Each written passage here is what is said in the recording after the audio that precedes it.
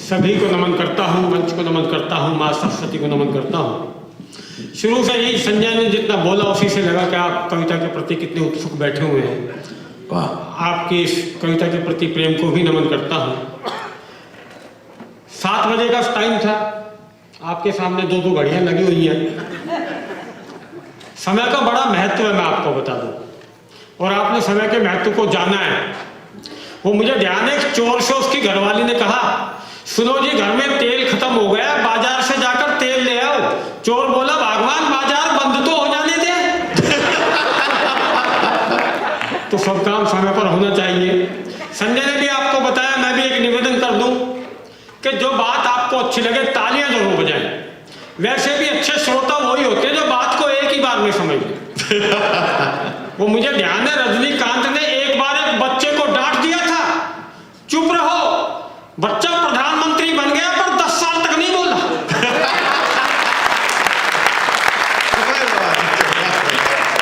तो बात को आप भी एक ही बार में समझे। फर्क सिर्फ इतना पड़ा है कि पहले वाले प्रधानमंत्री बोलते नहीं थे और ये किसी को बोलने नहीं देते। आपको पता होगा कुछ साल पहले जब मनमोहन जी प्रधानमंत्री थे, वो अमेरिका आए 8 दिन के लिए, 3 दिन में वापस चले गए। कार से जीपीएस लगाकर जा रहे थे, मैडम की आवाज आ रही थी कार से, after 400 meter make a left, after 200 meter make a right turn. Manmohan ji बोले चलो इंडिया। जब अंग्रेज मैडम के इशारे पर ही लेफ्ट राइट करना है तो इंडिया क्या बुरा है।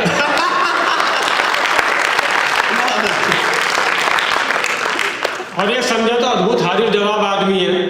पिछले दिनों हवाई जहाज में चढ़ रहा था, तभी इसके कानों में आकाशवाणी हुई, इस हवाई जहाज में मत चढ़ना, ये क्रैश हो जाएगा। डर गए। रेल में चढ़ने लगा, फिर आकाशवाणी हुई, इस रेल में मत चढ़ना, ये पटरी से उतर जाएगी। फिर डर गए।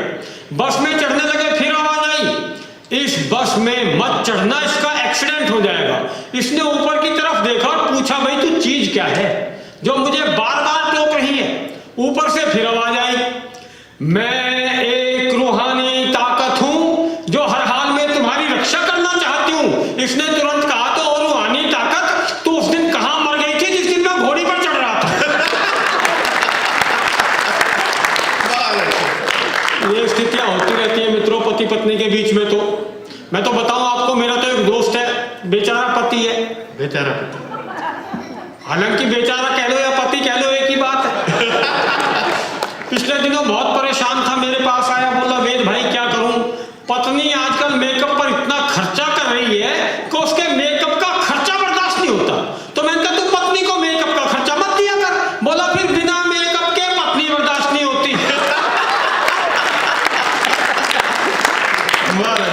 टेंशन एक थोड़ी है जी, पर मेरे साथ ये दिक्कतें नहीं आती। मेरी शादी को तो बहुत लंबा टाइम हो गया, मैं तो अपने घर को ढंग से हैंडल कर लेता हूँ। मेरी घरवाली ने मुझसे पूछ लिया, क्यों जी मैं तुम्हारे सपनों में आती हूँ? मैंने कहा नहीं, मैं तो हनुमान चालीसा पढ़ के सोता हूँ। मैं तो ये डंडा पालता ही नहीं, पर फिर भी कभी कभी कई बार घरवाली बहुत भारी पड़ती है। अभी पीछे मेरा जन्मदिन आया तो कहने लगी जी मैं आपको जन्मदिन पे बहुत अच्छा सा गिफ्ट देना चाहती हूँ। मैंने कहा तू क्या गिफ्ट के चक्कर में पड़ रही है, बस इतना कर लिया कर, कभी कोई मेरा मित्र बाहर से आ जाए, संजय आ जाए, उनके सामने मुझसे इज्जत से बात कर लिया कर, इससे बड़ा गिफ्ट क्या होगा। अच्छा थोड़ी देर तो वो सोचती रही और फिर बोले नहीं जी मैं तो गिफ्ट ही दूंगी। कर लो आप क्या करोगे साहब। और आजकल तो महिलाएं बड़ी जागरूक होगी, अपने अधिकारों के प्रति होना भी चाहिए। पर आप जानते हैं भारतीय शैली में जो पति पत्नी जिस ढंग से रहते हैं, रोज उनमें माथा फड़ाई होती है, शाम के टाइम तो लगभग। तो एक पति पत्नी में तू मैं हो गई, बात आगे बढ़ गई, गलती से पति ने पत्नी के ऊपर हाथ छोड़ दिया। पत्नी ने 100 नंबर पर फोन कर दिया, अदालत में केस चला। तो वकील ने उस आदमी की तरफ इशारा करके कहा कि जज साहब, जो आदमी अपनी पत्नी के ऊपर हाथ छोड़ सकता हो उसके साथ किसी तरह की हमदर्दी नहीं बरती जा सकती। तो वो आदमी कटघरे में से खुद ही बोल पड़ा, बोला जो आदमी अपनी पत्नी के ऊपर हाथ छोड़ सकता हो ना, उसे इन तुच्छी हमदर्दियों की जरूरत भी नहीं है। ये स्थिति है जी। और अस्थाना जी, हमारे देश में तो ये संबंध इतने मजबूत है, मैं आपको बताऊं कि पति पत्नी के बीच में तलाक भी हो जाए तो भी ये रिश्ता खत्म नहीं होता। मेरा मतलब है पीछा नहीं छूटता।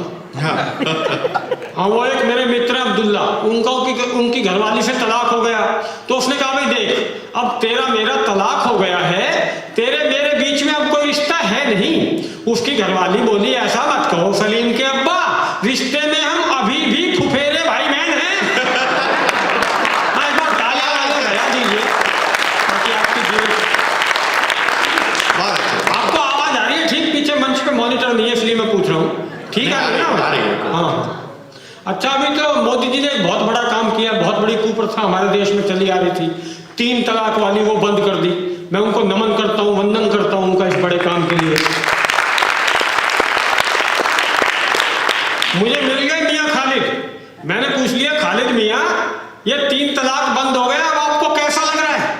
बोला जी नोटबंदी से भी बुरा, इस बार तो नोट बदले भी नहीं जाएंगे। अजीब सा हो रहा है, मुझे भी समय का ध्यान रखना है जैसा कि संजय ने बताया है।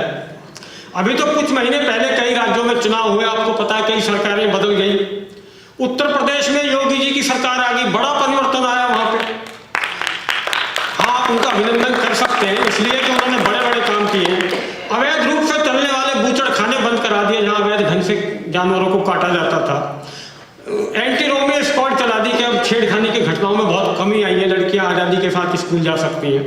ये परिवर्तन आया, पर मैं आपको राजनीतिक टिप्पणियों से बारीक बारीक बात करना चाहता हूं, और बारीक बारीक बात आप पकड़ेंगे तो आपको आनंद आएगा।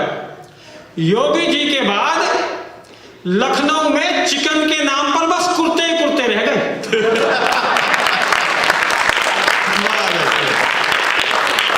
वे पहुंच गया रेस्टोरेंट में, बोला चिकन में क्या है, कई दिन से कुछ बना ही नहीं था, मैनेजर झल्लाया हुआ था, वो कहने लगा कुर्ते लाऊं खाएगा?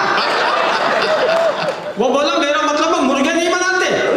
मैनेजर बोला मुर्गे आजकल यहाँ रेस्टोरेंट में नहीं बनते, लड़कियों के स्कूल के बाहर और पार्कों के बाहर एंटी रोमियो स्क्वाड वाले बनाते हैं।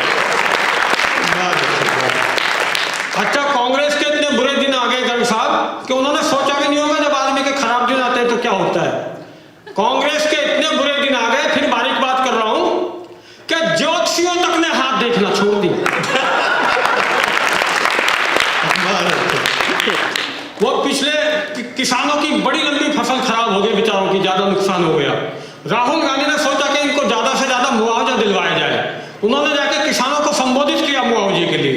अगले दिन सारे किसानों ने अपनी जेब से 100-100 रुपए इकट्ठे किए और जाके सोनिया जी को देने लगे। सोनिया बोली मुझे क्यों दे रहे हो? किसान बोले फसल तो आपकी भी खराब हुई है।